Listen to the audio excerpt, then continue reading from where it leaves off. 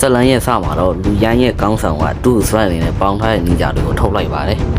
ပြီးတော့သူတို့ကိုပြန်တိုက်ခိုက်ဖို့လုပ်ပါတယ်ပြီးတော့နင်ဂျာဆေးကသူကောင်းဆောင်၃ယောက်ကိုချမယ်လို့ပြောလိုက်ပါတယ်ပြီးတော့သူတို့ချရပါတယ်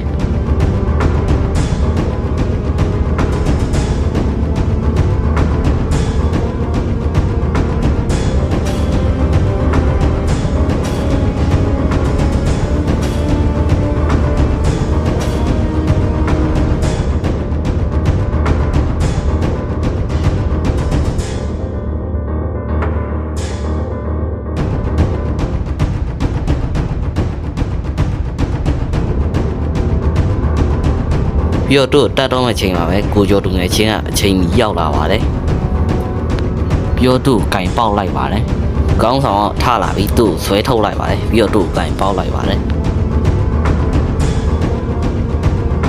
ကောင်းဆောင်ကသူ့ခြေထောက်နဲ့ကန်လိုက်ပါတယ်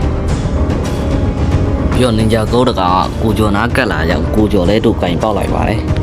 ပြီးတော့နင်ဂျာတွေအကုန်လုံးနင်ဂျာနီအောင်ကိုတိုက်ခိုက်ကြပါတယ်ပြီးတော့ကိုကျော်လဲဝင်ပါလိုက်ပါတယ်ကိုကျော်ကနင်ဂျာဂိုးတကောင်ကိုကန်လိုက်ပါတယ်ပြီးတော့ကိုကျော်လူငယ်ချင်းကသူ့ကိုင်ပေါက်လိုက်ပါတယ်ပြီးတော့နင်ဂျာစီယုတ်တီနေရာတွေ့ရကြောင်းကိုကျော်လည်းထွက်လာခဲ့ပါတယ်ပြီးတော့စိတ်ယုံနာသွားပြီးစိတ်ယုံမောင်းဖို့လုပ်ပါတယ်ပြီးတော့ကောင်းဆောင်၃ယောက်လုံးကိုထိုးလိုက်ပါတယ်မီးကောင်းဆောင်တော့၃ချက်ထိုးလိုက်ပါတယ်စွမ်းယူနာရဲ့ကောင်းဆောင်ကိုကြောက်ခြေထောက်နဲ့ကန်လိုက်ပါတယ်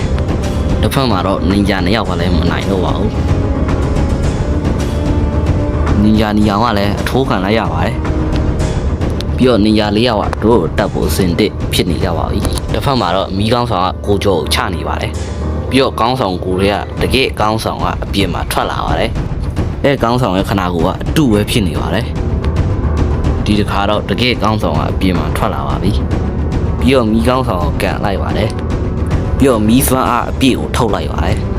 ဒါကတော့အပိုင်း9ဖြစ်ပါတယ်အပိုင်း6ကိုမနက်ဖြန်မှတင်ပေးတော့ပါမယ်အားလုံးပဲတတာ